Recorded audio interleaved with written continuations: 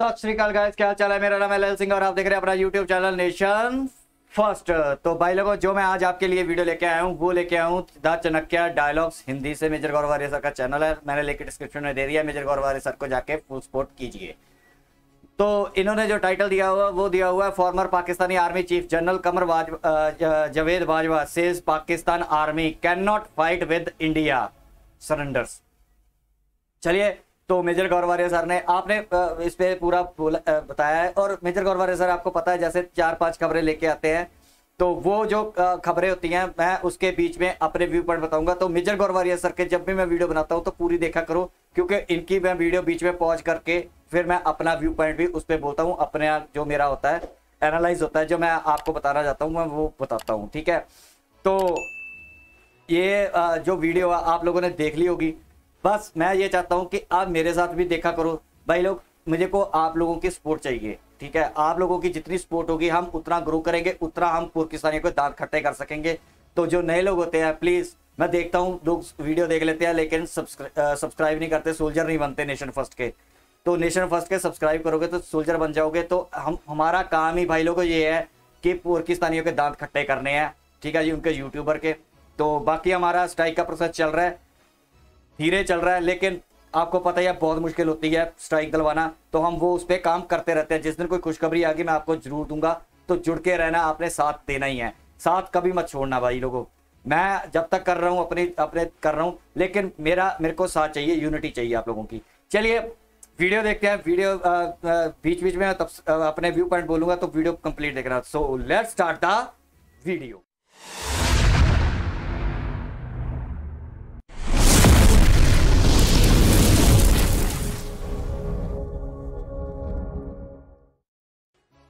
जय हिंद दोस्तों, मैं हूं मेजर गौरव आर्य और आप देख रहे हैं द चाणक्य डायलॉग्स। इस वीडियो को लाइक करिए, हमारे चैनल को सब्सक्राइब करिए और बेल आइकन दबाना बिल्कुल मत भूलिएगा दोस्तों। तारिक फतेह साहब का देहांत हो गया है। मैं पहली बार उनसे मिला 2016 में। उस वक्त मैं रिपब्लिक टीवी में कंसल्टेंट नहीं था। मैं 2017 मार्च में मैंने ज्वाइन करा था। उसके पहले तारिक फतेह साहब आए थे और बड़े धूमधाम थी उनकी और हर एक टीवी स्टूडियो में। तो 2-3 बार मैं उनसे मिला और फिर मुझे याद है इज वेरी वार्म मैन, ठीक है। कुछ लोगों को नहीं पसंद आई जो उन्होंने बात कही थी, लेकिन he was always a very very warm man and I remember him very fondly. उन्होंने एक बात बोली थी मुझे। उन्होंने बोला था कि एक दिन ऐसा होगा कि जो तुम्हारे देश के खिलाफ ताकतें हैं वो हिंदुस्तानियों को भड़काएंगी और तुम अपने घर के बाहर नहीं निकल पाओगे। ये तारिक फतेह साहब ने बोला था मुझे 2017 में। मुझे याद है वो आए थे और रिपब्लिक टीवी, रिपब्लिक भारत के किसी उसमें आए थे, डिबेट में या पैनल का हिस्सा बन के कुछ था उनका। तो उन्होंने बात बोली तो मैंने बोला सर क्या बात कर रहे हैं, भारत में रूल ऑफ लॉ है, संविधान है, आप कैसी बातें कर रहे हैं। तो मुझसे कहते हैं मेजर आप जानते नहीं हो। मैंने बोला क्या नहीं जानता हूँ सर, यहीं पर पला बड़ा हूँ भारत में। एक ऐसा दिन आएगा जब तुम अपने घर के बाहर नहीं निकल पाओगे और तुम्हें बहुत परेशानी होगी। तारिक फतेह साहब इस दुनिया में नहीं रहे, लेकिन उनकी बात सच निकली। शाहीन बाग हुआ और घर से तो हम क्या ही निकले, इतनी प्रॉब्लम थी। ऐसी कई सारी चीज़ें उन्होंने बताई जो मैं अभी इस वक्त डिस्कस नहीं करूंगा, लेकिन बहुत ज़्यादा प्रॉब्लम हुई थी शाहीन बाग के दौरान। आम लोगों को सड़कें ब्लॉक कर दी और दिल्ली में आप जानते हैं एक कार खराब हो जाती है तो आधे घंटे का ट्रैफिक जाम लग जाता है। यहाँ पे तो साल भर के लिए पूरा एक मेन आर्टीरियल रोड ब्लॉक कर दी थी। और ये तारिक फतेह साहब ने बहुत पहले मुझे बता दिया था, फेस टू फेस हम लोग बैठे थे, कहीं सुनी बात नहीं। तारिक फतेह साहब ने मुझे बताया था कि एक दिन ऐसा आएगा और वो दिन आया। खैर दोस्तों, हम उनको श्रद्धांजलि देते हैं।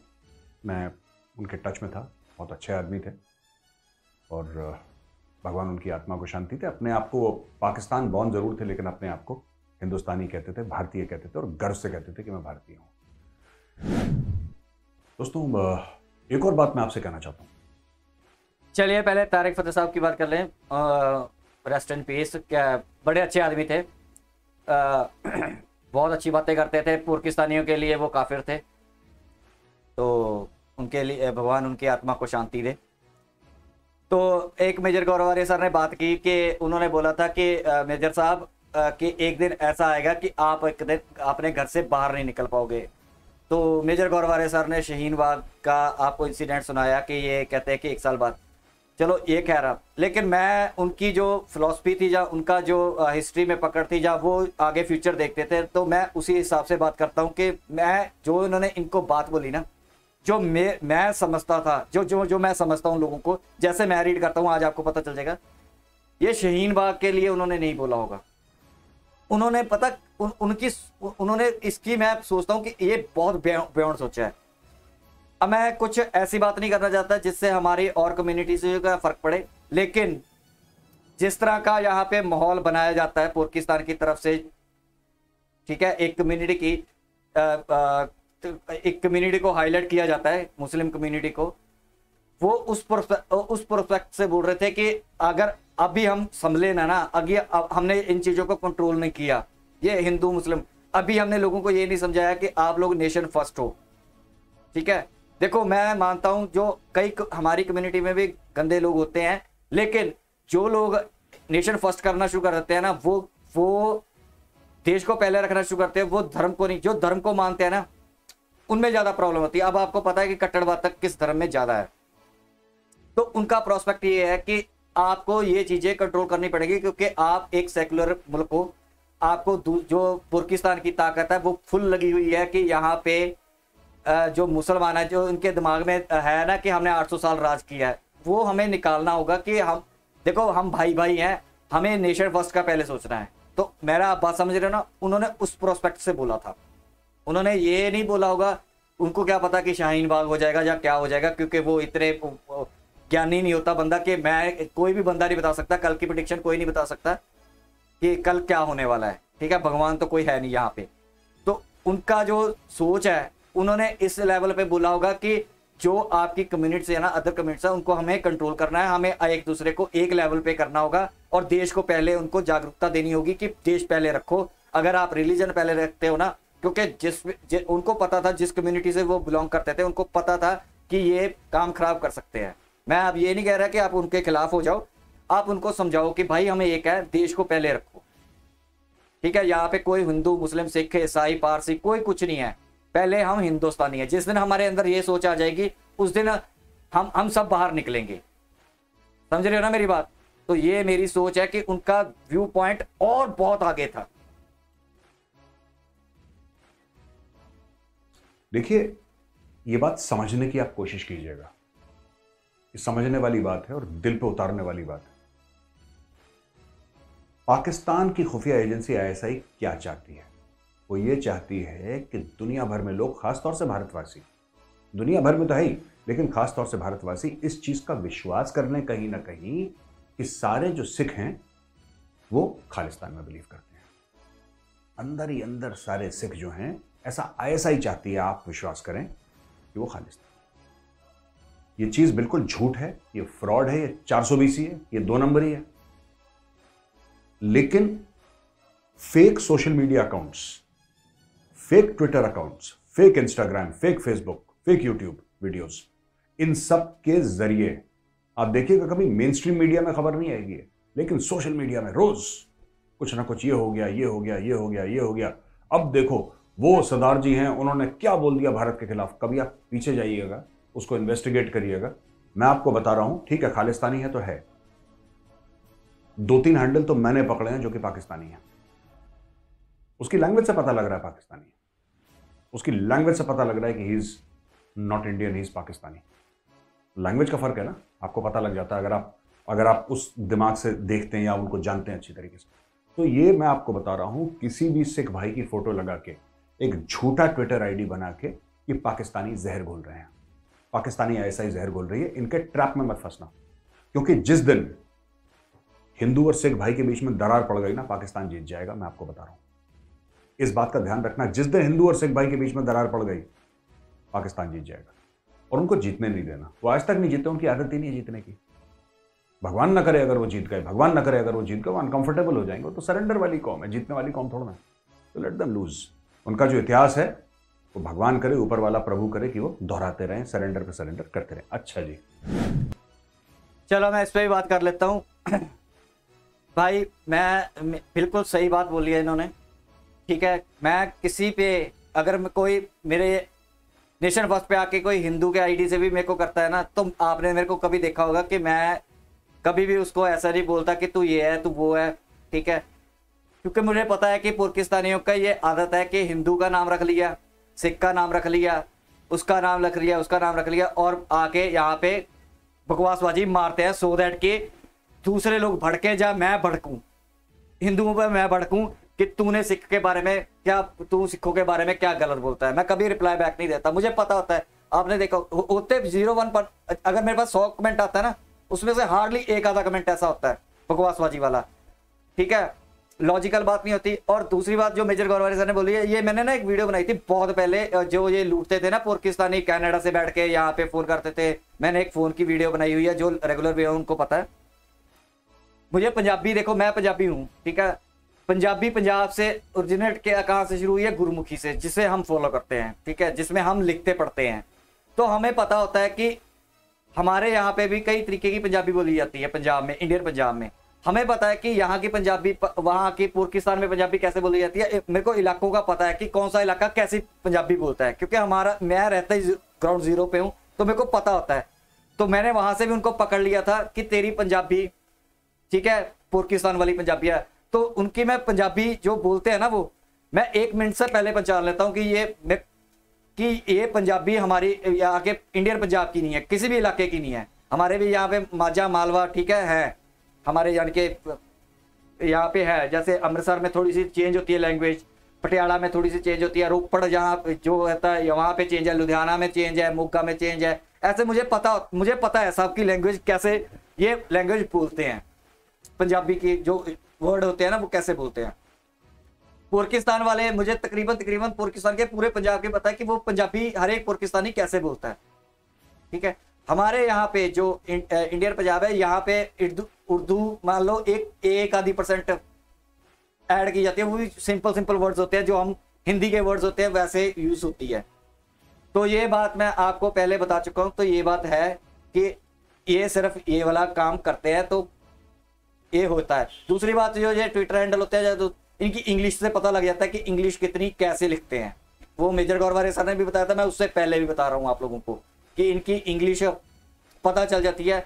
जैसे इन्होंने ये बनाया था ना, my first visit of India, जबकि होता है my first visit to India. हमने भी पीछे लग के, और मैंने भी कई जगह पे ऑफ लगाया, क्योंकि वो एक टैग लाइन होती है ताकि लोगों तक वीडियो पहुंचे, क्योंकि लोग ऑफ लगा के देखेंगे ज़्यादा, तो हमारे भी बीच में वीडियो का पता चल जाए। लेकिन एक्चुअली में होता है my first visit to India होती है, ऑफ इंडिया नहीं होता, ठीक है। तो इनकी ग्रामर भी वैसे खराब है, वो हम बातें कर चुके हैं, ये लंबी बात हो जाएगी। लास्ट बात इस पे बात करता हूँ कि जो मेजर गौरवारी सर ने बोला ना, ये मैं आपको हमेशा बोलता हूँ, ये सच्ची बात है। आपको पहचान करनी होगी कि कौन सिख भाई या कौन हिंदू भाई, कौन मुस्लिम, कौन ईसाई भाई, ठीक है, देश के लिए खड़ा हो, वो आपने सोचना है। उसकी बातों से आपको पता चलता है। ये मैं आपको, देखो मैं कौन होता हूँ, मैं अपने आप को प्रूफ करने वाला कौन होता हूँ। आप मेरी बातों से मेरे को जज कर सकते हो कि ये किस तरह का बंदा है, ठीक है, वो आपने देखना है। बस एक बात का ध्यान रखना है कि किसी की फालतू की बातों में आके, ठीक है, अपनी यूनिटी मत खोना। मेरा काम, मैं हमेशा आपको वीडियो में यही बोलता हूं, हमें एकजुट होकर रहना ही पड़ेगा। बेकार लोग हर कम्युनिटी में होते हैं, उसका हमें बायकॉट करना है, चाहे उनको मुंह ही नहीं लगाना, उनसे बात ही ना करो, खत्म करो उनके साथ कहानी, जरूरत ही नहीं है। बकवासबाजी मार रहे हैं ना, मारते रहना, तो एक दिन बकवासबाजी मार के गला सूख जाएगा, अब खुद ही चुप कर जाएंगे। हाँ, आवाज उठाओ अगर हमारे देश पे आती है बात, ठीक है। तो मैं सभी को बोलता हूं, मैं हिंदुओं का नहीं बोलता, मैं सभी को बोलता हूं कि नेशन फर्स्ट, देश पहले, हमारा भारत पहले, ठीक है। तो ये बात मैं बहुत गहरी करता हूं, जिन लोगों को समझ आती है वो मेरे साथ हार्डकोरली मेरे को प्यार करते हैं, मैं उनको हार्डकोरली प्यार करता हूं। जो कहते हैं कि भारत पहले, बाकी हमें किसी से कोई लेना देना नहीं। बाकी आपकी पर्सनल राय हो सकती है, इंटरनल किसी भी के रिगार्डिंग हो सकती है, लेकिन जब देश की बात आती है तो सिर्फ फिर एक आवाज आनी चाहिए। हामिद मीर एक बहुत फेमस पाकिस्तानी जर्नलिस्ट हैं। छाती पे 2 गोलियां खाई हैं हामिद मीर ने सच के लिए। हामिद मीर का ये कहना है, उन्होंने इंटरव्यू उनका हुआ, और ये जो इंटरव्यू हुआ उसमें, इस इंटरव्यू के दौरान नसीम जहरा हैं एक बड़ी सीनियर सहाफ़ी हैं वो भी, और नसीम जहरा को इंटरव्यू देते हुए उन्होंने जनरल कमर जावेद बाजवा को कोट करा। न्यूज़ 24 HD करके एक चैनल है, उसमें था, और ये 2-3 दिन पुरानी चीज़ है, लेकिन इसमें नई नई चीज़ें ऐड हो रही हैं ना, इसलिए मैं आपको फ्रेश चीज़ बता रहा हूं। बिल्कुल हामिद मीर ने यह बोल दिया कि साहब बाजवा साहब ने बोला उनके सामने, हामिद मीर के सामने, वो कह रहे हैं कि कहीं सुनी बात नहीं है, मेरे सामने बोला है जनरल बाजवा ने कि साहब ऐसा है कि हमारे पास, हमारे टैंकों में तेल नहीं है, ठीक है, हमारे जो ट्रूप्स हैं, जवान हैं, वो एक जगह से दूसरी जगह मूव नहीं कर सकते, हम लोग इस काबिल नहीं हैं कि कश्मीर के लिए हम भारत से लड़े। बहुत पहले अपने वीडियोस में मैंने एक बात बताई थी ना कि इनकी कोई डील हुई है, कुछ तो समझाया है मैंने। अगर आप जाएंगे बहुत पहले मेरे वीडियोस देखेंगे, मुझे उस समय लगता था कि पाकिस्तान जो यार कश्मीर कश्मीर कश्मीर कश्मीर करता है, मतलब कोई ऐसा प्लेटफॉर्म नहीं छोड़ा, ठीक है। आप 5 साल के बर्थडे पार्टी में बुलाइए किसी पाकिस्तानी को, 5 साल के बच्चे के ना बर्थडे पार्टी में बुलाइए, उसमें भी कश्मीर कश्मीर करेगा, फिलिस्तीन करेगा, उसको और कुछ आता ही नहीं है। वो हैप्पी बर्थडे टू यू वाला गाना है ही नहीं इनके पास यार, इन्होंने बचपन से सीखा ही नहीं। जैसे ही बोलते हैं हैप्पी बर्थडे टू यू, तो ये कहते हैं हम सब जिहाद करेंगे टू यू, ये ऐसा गाना गाते हैं। पाकिस्तानियों को नहीं पता है कश्मीर और फिलिस्तीन के अलावा, इस पूरी कौम को मैं कह रहा हूं, ये पूरी कौम गुनहगार है इसमें, इनको इसके बारे में, इसके अलावा कुछ पता ही नहीं है। अब इन्होंने क्या करा मैं आपको बताता हूं दोस्तों। इन्होंने क्या करा है कि ये जो कमर जावेद बाजवा है, इसने, और ये एक बार नहीं कई बार कह चुका है कि भारत के साथ दोस्ती कर लो, क्योंकि हम भारत के साथ लड़ने की क्षमता नहीं रखते हैं, हमारे टैंकों में तेल नहीं है, हमारे पास पैसे नहीं है, ये वो दुनिया भर की चीजें। कमर जावेद बाजवा का ये स्टेटमेंट है। यार मैं एक बात कहना चाहता हूं छोटी सी, ठीक है ना, small thing I wanted to say, आप खुद सोचना इसको। पाकिस्तान इसलिए दोस्ती करना चाहता है भारत से क्योंकि टैंकों में तेल नहीं है और उनके पास पैसे नहीं। वो इसलिए अमन और शांति नहीं चाहता भारत से या भारत के साथ, क्योंकि वो दिल से चाहता है। और यही बात मैंने चाणक्य डायलॉग्स में पिछले हफ्ते 10 दिन पहले भी कही थी। आपको याद होगा मैंने ये बोला था कि जिस दिन पाकिस्तान के पास 10 अरब से ज्यादा फॉरेन एक्सचेंज रिजर्व्स होंगे और यह समस्या टल जाएगी जो आज की तारीख में पाकिस्तान के पास है, जिससे पाकिस्तान घिरा हुआ है, पाकिस्तान फिर जिहाद करेगा। याद करिए, बोला था कि नहीं बोला था? वही चीज इन्होंने बोल दी आज, सेम चीज, बात वही है। बात यह कह रहा है, पाकिस्तान का पूर्व आर्मी चीफ यह बात कह रहा है कि साहब क्योंकि हमारे पास पैसे नहीं इसलिए दोस्ती कर लो। यानी कि अगर कल तुम्हारे पास पैसे होते तो तुम अटैक करते। यह नियत है। आप इस स्टेटमेंट को, सब लोग ये कह रहे हैं कि अरे बाजवा ने दोस्ती का हाथ करा दिया, और वो कह रहा था कि बाद में फिर नरेंद्र मोदी भी आएंगे, नरेंद्र मोदी पाकिस्तान आएंगे कई दिन। किसी ने तो ये बोल दिया कि वो कटासराज मंदिर में नरेंद्र मोदी जी को 7 या 8 दिन रहना था, वहां पे पूजा कर। 7-8 दिन मोदी जी रहते कहीं पे, वो 7-8 घंटे नहीं रहते कहीं पे। पर पाकिस्तानी आदत है ना फेंकने की लंबी लंबी लाहौरी, तो लाहौरी आदत से बाज नहीं आए। इन्होंने क्या करा है कि ये पूरी बात आपको चूरन बेचने की कोशिश करी कि भाई ये इसलिए हम भारत से चाहते हैं, हम इसलिए भारत से दोस्ती चाहते हैं क्योंकि लड़ने की क्षमता नहीं है यार। अगर लड़ने की क्षमता होती फिर हम बताते, फिर हम भेजते लश्कर और जैश के आतंकियों को। आप समझ रहे हैं बात? ये माइंडसेट है, और इस माइंडसेट के खिलाफ मैं, और इस माइंडसेट से रादर मैं आप सब लोगों को आगाह करता चला आया हूं। जब भी ये जो पूरा ना आप सोशल मीडिया पे देखेंगे, यूट्यूब के वीडियोस, भारत पाक दोस्ती, ये वीडियो पहले क्यों नहीं आया? यूट्यूब का ये 2-3 महीने से शुरू हुआ है, 6 महीने से शुरू हुआ है, 1 साल से शुरू हुआ है। यूट्यूब तो बहुत पुराना है, यूट्यूब तो बहुत पुराना है। आपने कभी ऐसे प्यार मोहब्बत के वीडियोस देखे? नहीं देखे आपने। क्या आपने ऐसे वीडियोस देखे कि आओ हम सब एक ही लोग हैं और हम सब एक ही सोसाइटी के हैं, हम भाई भाई हैं जो मेले में बिछड़ गए थे, हम दोनों की अम्मा निरूपा रॉय टाइप की? वो पिक्चर नहीं आता पुराना कि निरूपा रॉय घूम रही थी, 2 मेले में 2 भाई बिछड़ गए। ये जो स्टोरी आपको सुना रहे हैं ना, ये स्टोरी मजबूरी की स्टोरी है। और कमर जावेद बाजवा वही बात कह रहा है जो आज आम पाकिस्तानी कह रहा है कि भारत के साथ कुछ कर लो तो हमारे वारे न्यारे हो जाए। लेकिन जिस दिन इनका पेट भरा होगा ये फिर काटेंगे।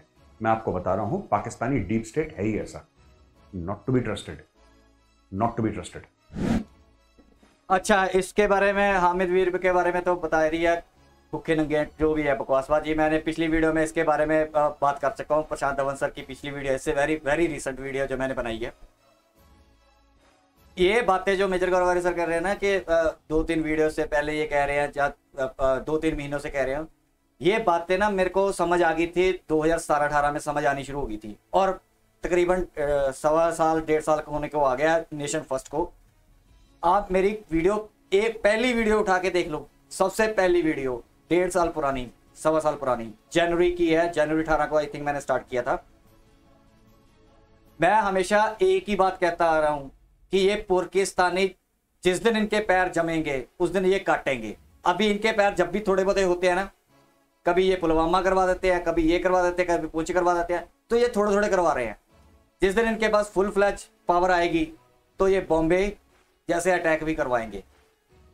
तो ये जो मेजर गौरवारी सर ये बोल रहे हैं ना, इसी बात के लिए मैं आप लोगों से रोता हूँ, पीटता हूँ कि जो अमन की आशा वाले हैं ना, ये जो अभी यूट्यूबर हैं लगे हुए हैं पाकिस्तान के, हम तो ये चाहते हैं वो चाहते हैं, भाई सब झूठ है। मैं इस बात पे 100% कन्विंस्ड हूँ कि ये हो ही नहीं सकते इंडिया के सगे, ये सब झूठ है। आप लोगों का हमारे हिंदुस्तानियों का फुद्दू काट रहे हैं, सब फुद्दू काट रहे हैं।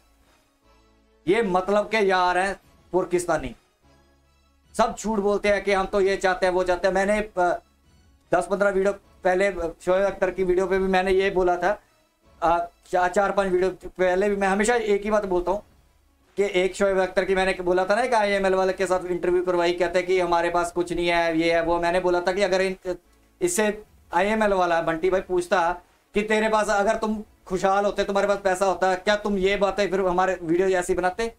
कभी नहीं बनाते। ये भूल जहर उगलते। अब इनके पिछवाड़े में डंडा अड़ा हुआ है खाने पीने का, तो लगे हुए हैं कुत्तों की तरह भौंकने।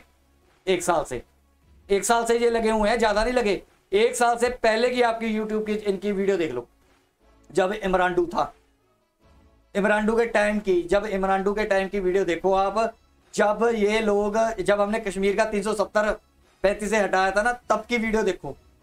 एक भी नहीं मिलेगा आपको पीस करने के लिए, एक बंदा भी। और ये मेजर गौरवारी सर ठीक बोलते हैं, इसी बातों पे मैं गला फाड़ फाड़ के बोलता हूँ। इसी बातों पे अब कई यूट्यूबर चैनल जो नए आए हैं, ठीक है, उसमें कुछ लड़कियां हैं, ठीक है, वो एक तो मैं हैरान होता हूँ, दो तो यूट्यूबर चैनल ऐसे हैं बिल्कुल सही बातें कर रहे हैं, लेकिन सपोर्ट नहीं मिलती उनको। सपोर्ट तो खैर जो सच्चा बंदा होता है ना, उसको सपोर्ट को कम ही है। आज मैं झूठ दिखाना शुरू कर दूंगा ना, आज मैं पाकिस्तानी होता ना, मैं बोलता मैं पाकिस्तान का सरदार हूं, तो आप मेरे आज की डेट में कम से कम 1-1.5 लाख तो मेरे सब्सक्राइबर आराम से होते, और तुम लोग देखते मेरे को, फिर आपको मजा आता कि ये गालियां निकालते रहते। मेरे को कोई फर्क नहीं पड़ना था, मेरे को कोई फर्क नहीं पड़ना था अगर मैं पाकिस्तान का सरदार बन के आपको फुद्दू बनाता रहता, ठीक है, खूब आपकी अच्छी तरीके से लेता, आपको भी मजा आता है जो आपकी ना अच्छे तरीके से बजाता है। मैं उनकी बात कर रहा हूं, मैं सबकी बात नहीं कर रहा, मैं अमन की आशा वालों की बात कर रहा हूं। कई मैंने यूट्यूब चैनल देखे हैं इंडियन, पहले अच्छी अच्छी बातें करते हैं, अब कहते हैं कि हम घुस के मारेंगे, हम नहीं रहेंगे, हम ये कर देंगे, हम वो कर देंगे। भाई पहले तुम जब इंटरव्यूज करते हो, जब तुम उनके साथ प्यार मोहब्बत की बातें करते हो, तब कहां जाती है ऐसी बातें? एक ही बात पे रहो ना, वो करें ना करें, हमें उनसे रिश्ता रखना ही नहीं है। सिंपल सी बात। आज कर रहे हैं कि हमारे पुंछ में अटैक हो गया तो हमें कोई रिश्ता नहीं रखना, हमने ये कर देना, हमने वो कर देना। फालतू की बातें यार। एक बेड़ी में पैर रखो, मैं हमेशा कहता हूं, एक तरफ हो जाओ, या तो इंडिया के हो जाओ या फिर पाकिस्तान के हो जाओ। ये पाकिस्तान और इंडिया के दोनों के बनोगे ना तो बीच में से चड्डे ही फटेंगे, ठीक है। देश के लिए खड़े होना सीख लो। अगर देश के लिए नहीं खड़े होना, किसी ने मना नहीं किया, पाकिस्तान के साथ खड़े होना, खड़े हो लो, वो हम देख लेंगे फिर क्या करना है। लेकिन ऐसा मत करो भाई, एक तरफ करते हो पाकिस्तानियों से प्यार मोहब्बत सिखाने की बात, नहीं हमें चाहिए रिश्ता चाहिए, बाद में कहते हो हमें तो अब नहीं छोड़ेंगे। जब हमला हो जाता है ना, फिर जोश आ जाता है। ये जोश 15-20 दिन रहता है। फिर मैंने देखा है यूट्यूबर चैनल का, लोगों का, इंडियन का, 15-20 दिन, महीना जोश रहेगा, फिर थोड़े ना धीरे धीरे ठंडे हो जाएंगे, बस जोश खत्म। ये अब पूछ का ना, अब देख लेना, 15-20 दिन बस जोश रहेगा, उसके बाद भूल जाएंगे। लेकिन भाई जो होता है ना, जिसको असली दर्द होता है अपने भाइयों का, हिंदुस्तानी का, यहाँ पे जख्म रहते हैं, वो जख्म कभी भी, ठीक है, भरते नहीं है घाव। मैं उनको भरने ही नहीं देता। क्योंकि मुझे पता है कि अगला जख्म लगेगा, यहाँ पे ये लगेगा ही लगेगा। तो मेरी बात शायद फॉलो करो, बाकी आपकी मर्जी है। वो अमन की आशा वाले हराम के पिल्ले हैं यहाँ पे, साले 4 दिन रोने लग जाते हैं। पूंछ हो गया उसमें से 50% अमन की आशा वाले, हम मार देंगे, हम ये कर देंगे, हम ये कर देंगे। हफ्ते 10 दिन बाद देखोगे वही, भाई आप वीडियो बड़ी अच्छी बनाते हो, पुरखियों को बोलेंगे भाई आपने बहुत अच्छा काम किया, ठीक है। उनके व्यूअरशिप देते हैं, बढ़ाते हैं आगे। चलो खैर, मैं नहीं पर ऐसा हूं, ठीक है, आपने नोट किया होगा, मैं नहीं ऐसा हूं। अच्छा, इसके अलावा दोस्तों एक और ये खबर है कि ऑपरेशन कावेरी जो है वो भारत ने लॉन्च करा है, और ये कहा है कि operation Kaveri gets underway to bring back our citizens stranded in Sudan. About 500 Indians have reached Port Sudan, more on their way. तो जैसे भारत करता चला आया है कि यार कोविड के समय भी दुनिया भर से लोगों को, भारतीयों को वापस लेकर आए, और जब यूक्रेन और रशिया की लड़ाई में लोगों को बाहर हटाना था, तब भी भारत की विदेश नीति ऐसी रही है दोस्तों कि उन्होंने लड़ाई रुकवा दी 5-6 घंटे के लिए। और रूस ने भी और यूक्रेन ने भी, दोनों ने बोला कि बस लड़ना नहीं है, इंडियंस जा रहे हैं। बस इंडियंस को यह बोला कि तुम हाथ में तिरंगा लो और जय हिंद बोलते जाओ, तुम्हें कोई नहीं रोकेगा। और एक्चुअली किसी ने नहीं रोका, और इसका फायदा पाकिस्तानियों ने उठाया। उन्होंने भी हाथ में तिरंगा उठाया, उनको क्या फर्क पड़ रहा है, उनका तो काम बनना चाहिए, अपना काम बनता, बाढ़ में जाए जनता। पाकिस्तानियों ने भी बोल दिया कि जहर जो है ना हम कल उगलेंगे यार, आज हम फंसे हुए हैं, तो आज हम तिरंगा उठा के जय हिंद बोल देते हैं, चुपचाप निकल जाते हैं। कल जिस दिन हम नहीं फंसे होंगे, फिर भारत को आंखें दिखाएंगे, फिर अपने पंजे दिखाएंगे, फिर अपनी असलियत दिखाएंगे। तो ये सब चलता रहता है मामला। इससे मैं, जब ये इन्होंने किया था ना ये कांड यूक्रेन वाला तिरंगा, मैंने बहुत पुरकिस्म देखा, अरे यार फायदा, हमें बचना है, जान बचनी चाहिए, इंसानियत होनी चाहिए, तो हमने उठा के निकल गए तो क्या हो गया। हराम जाते हैं ये 1 नंबर के, ठीक है। जो कौम, यार मैं सिंपल सी बात बोलता हूँ, जो पाकिस्तानी अपनी माँ बहनें बेच सकते हैं पैसों के लिए, वो झंडा क्या, वो झंडा क्या, झंडे को सिर पे भी रखेंगे इंडिया के, जहां पे पट्टी होगी, जहां पे इनकी होगी, वहां पे पैरों में झंडा लेके आग लगा के जलाएंगे भी। ये ऐसे हराम जाते हैं पुरखी। तो ये मैं हिंदुस्तानी भाइयों को समझ नहीं आती। तो सल्यूट है हमारे गवर्नमेंट को, जहां हमारे जो उनको रेस्क्यू कर रहे हैं, जो यहाँ से लेके आ रहे हैं। तो हम तो अपना भाई, हिंदुस्तानी भाई को पीछे कभी नहीं छोड़ेंगे, चाहे कोई भी हो, चाहे अमन की आशा वाले ही क्यों ना कमीना, उसको भी नहीं छोड़ेंगे, क्योंकि वो हिंदुस्तानी है बस। ठीक है दोस्तों, बहुत बढ़िया एक और खबर है कि नेशनल इन्वेस्टिगेशन एजेंसी NIA ने हिजबुल मुजाहिदीन का जो हेड है यूसुफ शाह को आप जानते हैं सैयद सलाउद्दीन के नाम से, जो यूनाइटेड जिहाद काउंसिल का चेयरमैन है और हिजबुल मुजाहिदीन का चीफ है, पाकिस्तान में रहता है, भाग गया यहां से। तो सैयद अहमद शकील, उसका जो बेटा है, उसकी प्रॉपर्टी को अटैच कर लिया। यहां पे लिखा है कि रामबाग एरिया है श्रीनगर में, उसको अटैच कर लिया है under unlawful activities prevention act, Budgam and Srinagar districts. इसके दो बेटों की प्रॉपर्टी अटैच करी है। अब मैं आपको बताता हूं ये क्या था कि इलेक्शन हुआ था, ठीक है, 87 या 88 में हुआ था। तो इसका नाम यूसुफ शाह है, असली नाम सैयद सलाउद्दीन का यूसुफ शाह है। और एक जगह है अमीरा कदल, ठीक है ना, अमीरा कदल, ये बडगाम का है रहने वाला। तो अमीरा कदल से इलेक्शन पे खड़ा हुआ है और ये इलेक्शन हार गया। हो सकता है बूथ कैप्चरिंग हुई हो सकता है बूथ कैप्चरिंग हुई हो सकता है कि इलेक्शन में फ्रॉड हुआ हो। तो इसने हथियार उठा लिया, राइट। और यही चीज मैं बार बार कहता हूं, आप जब भी जाएंगे कश्मीर में, आप पुराने लोगों से बात करेंगे। आज के नए बच्चों को तो कोई पता ही नहीं है कुछ, जो कश्मीरी बच्चे हैं ना, नए 20, 25, 30 साल वाले, उनको तो वो तो अपनी जिंदगी में मस्त है, उनको ज्यादा कुछ नहीं पता। पुराने लोगों से पूछेगा तो कुछ पुराने लोग आपको बोलेंगे कि यार कश्मीर में टेररिज्म इसलिए हुआ क्योंकि उस इलेक्शन में बूथ कैप्चरिंग हुई थी और रिगिंग हुई थी और फ्रॉड हुआ था इलेक्शन में। ये मैं आपको इसलिए बता रहा हूं क्योंकि इसकी प्रॉपर्टी अटैच हो गई है, ठीक है ना, कि साहब इलेक्शन में ये दिक्कत हो गई थी इसलिए हथियार उठा लिया। नहीं, ये सब झूठ है। कश्मीर तो इतना सा है, क्या बूथ कैप्चरिंग हो गई कश्मीर में? बूथ हैं कितने कश्मीर में? हैं कितने बूथ कश्मीर में? कोई ये तो बताए। कितने लोकसभा की सीटें हैं आपकी, कितनी विधानसभा की सीटें हैं? ठीक है, अब आपका लेफ्टिनेंट गवर्नर है वहां पे, लेकिन जब चीफ मिनिस्टर कितना है, तो आबादी कितनी है? कैसी बातें करते हैं, ये हो गया फिर ये हो गया, ये सब कहानियां हैं, झूठी कहानियां हैं। हथियार इसलिए उठाए क्योंकि पाकिस्तान ने हथियार दिए। बूथ कैप्चरिंग पुराने टाइम की बात कर रहा हूं, आजकल तो बंद हो गया है। ईवीएम वीवीएम आए और पूरा सीआरपीएफ लगी रहती है, पुलिस लगी रहती है, तो किसी की हिम्मत नहीं होती ये सब ड्रामा करने की, और आप कर भी नहीं सकते। ईवीएम में आप क्या ही कर लेंगे। लेकिन अगर उस जमाने में 80s की बात कर रहा हूं मैं, अगर कोई देखना चाहता कि बूथ कैप्चरिंग कैसे होती है, तो आप उस वक्त, मैं 80s की बात कर रहा हूं, उत्तर प्रदेश बिहार आते, तब आपको पता लगता। कश्मीर में तो कुछ नहीं है, कुछ नहीं, इतना सा कश्मीर है, ये हो गया इलेक्शन में, ये हो गया, ये कुछ नहीं हुआ था वहां। ठीक है, असली बूथ कैप्चरिंग यहां पे होती थी जब गांव के बाहुबली पूरे गांव के गांव उठा के ले जाते थे वोट करने के लिए, पूरे गांव के गांव उठ जाते थे, ये होती थी बूथ कैप्चरिंग। आजकल बंद हो गया भारत में। और ये बात मैं आपसे बता रहा हूं करीब 40 साल पहले की, 30 साल पहले, 35 साल पहले की, तब होता था इंडिया में।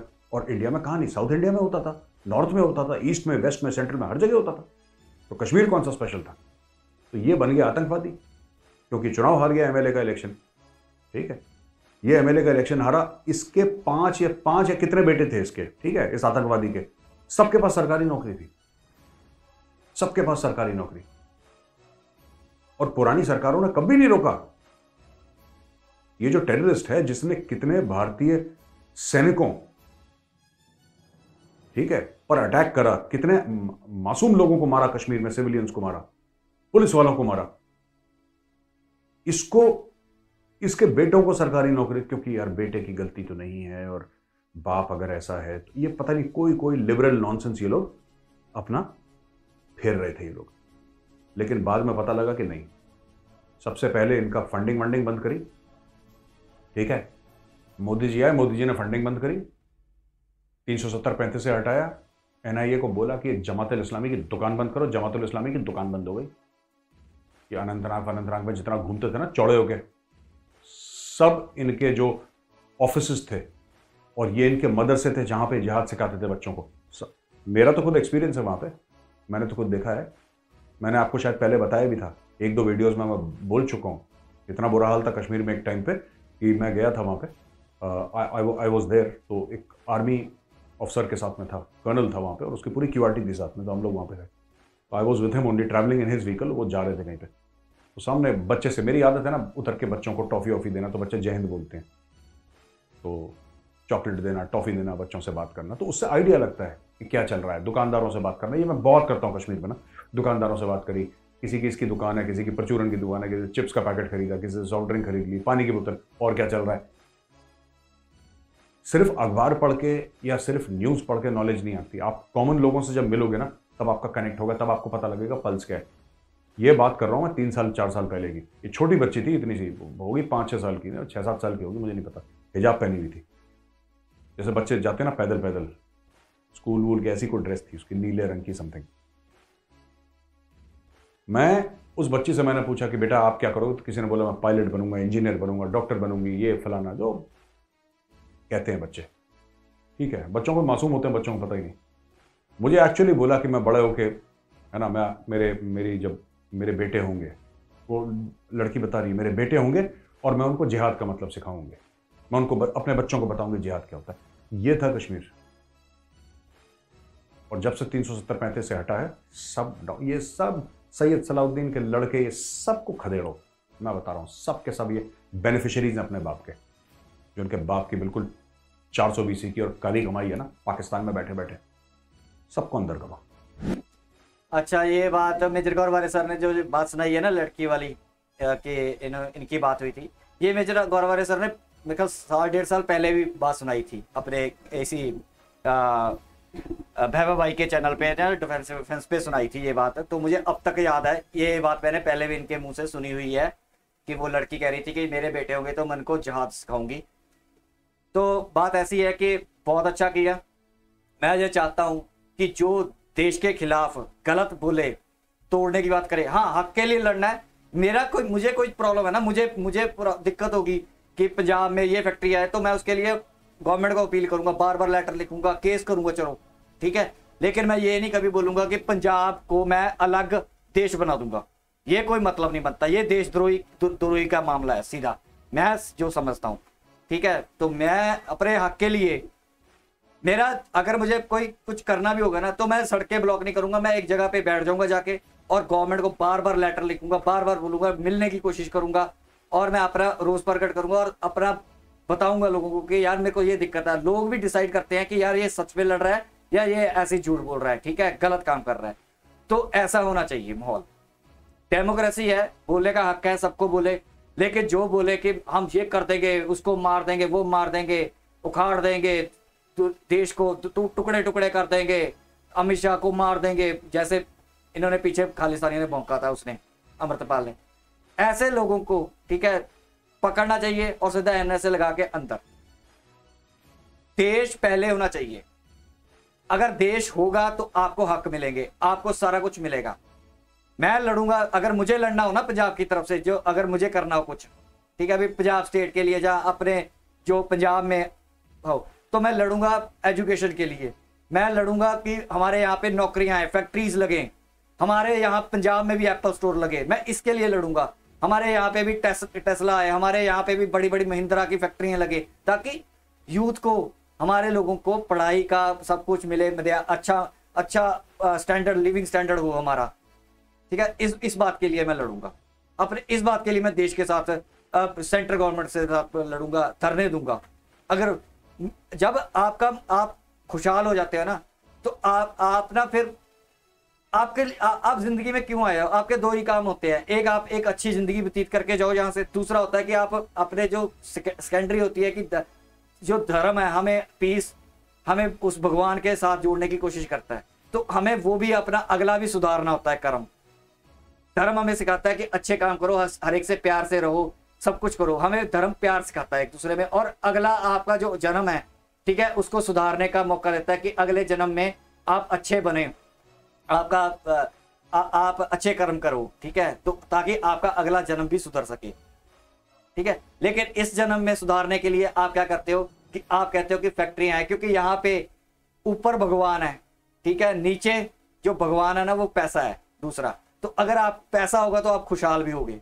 मैं ये नहीं कहता कि पैसा हर चीज होती है, लेकिन पैसा भी एक किस्म का, आज के जो मटीरियलिस्टिक दुनिया है ना, इसमें पैसा भगवान है। अब पैसे के बिना आप एक चीज नहीं खरीद सकते, ठीक है, तो ये भी कमाना जरूरी है। देखो गुरु नानक देव जी ने बोला था कि किरत करो, काम करो। अगर दुनिया में आया, काम करना जरूरी है, भक्ति भी करो, काम भी करो, अपने देश को आगे लेके जाओ, अपने मुल्क को आगे लेके जाओ, अपने जो आपके लोग हैं उनकी वाह वाह हो कि यार ये बंदे हैं जो सबसे प्यार करते हैं, सबको झुक के प्रणाम करते हैं। देखो फल उसी पेड़ को लगते हैं जो झुका होता है, जो झुका होता है ना पेड़, फल जो लगते हैं वो नीमे को क्या बोलते हैं पंजाबी में, हिंदी में, नीचे जो झुके होते हैं उनको फल ज्यादा लगते हैं। जो आपने देखा ना खजूर का पेड़ होता है, उसकी ना फल होता है ना छाया होती है, ठीक है।